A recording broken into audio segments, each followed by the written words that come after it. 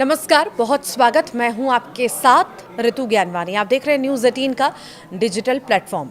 8वें वेतन आयोग 2025 को लेकर देश भर के सरकारी कर्मचारियों और पेंशन भोगियों में बड़ी उत्सुकता देखी जा रही है।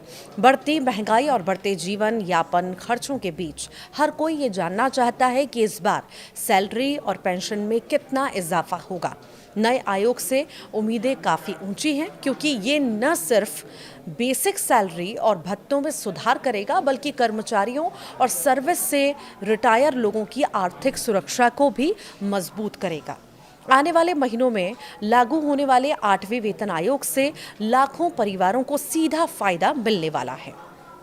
नया पे स्केल यानी 8th पे कमीशन, सैलरी, भत्तों और सुविधाओं में सुधार के साथ ये लाखों कर्मचारियों और पेंशन भोगियों के लिए राहत लेकर आने वाला है। बड़ा सवाल ये है कि ये वेतन आयोग कब लागू होगा और सरकारी कर्मचारियों की सैलरी कितनी बढ़ेगी।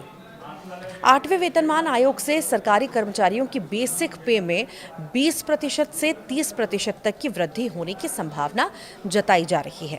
और ये बढ़ोतरी ग्रेड के अलावा इस बात पर निर्भर करेगी कि किसी कर्मचारी ने कितने सालों तक सरकारी सर्विस की।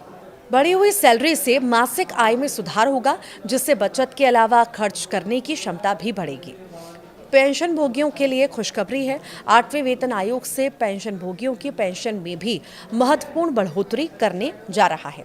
महंगाई और बढ़ते खर्चों को ध्यान में रखते हुए पेंशन भी बढ़ाई जाएगी, ताकि सेवानिवृत्त कर्मचारियों को आर्थिक सुरक्षा मिल सके। ग्रेड और पे बैंड में सुधार भी होगा, ये भी कहा गया है। नया वेतन आयोग ग्रेड पे और पे बैंड को भी अपडेट करने की तैयारी में है। इससे निचले और मध्यम वर्ग के कर्मचारियों को अपेक्षाकृत अधिक फायदा मिल सकता है, ताकि वेतन समानता बढ़ाई जा सके। वरिष्ठ अधिकारियों के लिए भी नए स्केल तय किए जाएंगे, जिससे प्रमोशन की प्रक्रिया पारदर्शी बनाई जा सके। लगातार बढ़ती महंगाई को देखते हुए आयोग वेतन संशोधन में महंगाई के वर्तमान स्तर को प्रमुख आधार बनाएगा। खबर है कि नए वेतन आयोग में महंगाई भत्ते को एडजस्ट किया जाएगा। इससे कर्मचारियों को राहत मिलेगी और वे अपने खर्चों को बेहतर ढंग से संभाल भी सकेंगे। आखिर और क्या क्या बदलेगा, ये भी सवाल इसी बीच आता है। तो नए वेतन आयोग के लागू होने से हाउस रेंट अलाउंस यानी एचआरए, ट्रैवल अलाउंस यानी टीए और मेडिकल भत्तों में भी संशोधन की संभावना है। बड़े शहरों में काम करने वाले कर्मचारियों को ज़्यादा एचआरए मिल सकता है। यात्रा भत्तों में बढ़ोतरी से रोजाना आने जाने का खर्चा भी कम होगा। मेडिकल भत्तों में भी नई सुविधाएं जोड़ी जा सकती हैं।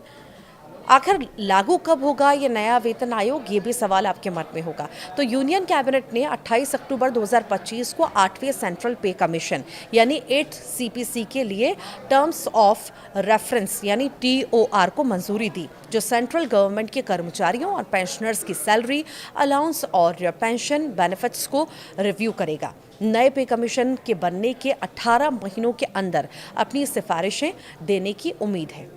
सरकार ने justice Ranjana Prakash Desai, supreme court की पूर्व जज हैं ये, इसका चेयरपर्सन इन्हें बनाया है। कमीशन में एक पार्ट टाइम मेंबर यानी आईआईएम बैंगलोर के प्रोफेसर पुलक घोष और एक member secretary Pankaj Jain secretary होंगे। इसके बनने के बाद सिफारिशें देने के लिए 18 महीने का समय है। उम्मीद है कि ये बदलाव 1 जनवरी 2026 से लागू होंगे, लेकिन अभी इस बारे में सरकार ने पक्के तौर पर कुछ भी नहीं कहा है। पर जो फायदे मिलने वाले हैं उसको लेकर के आप क्या सोचते हैं, ज़रूर बताइएगा।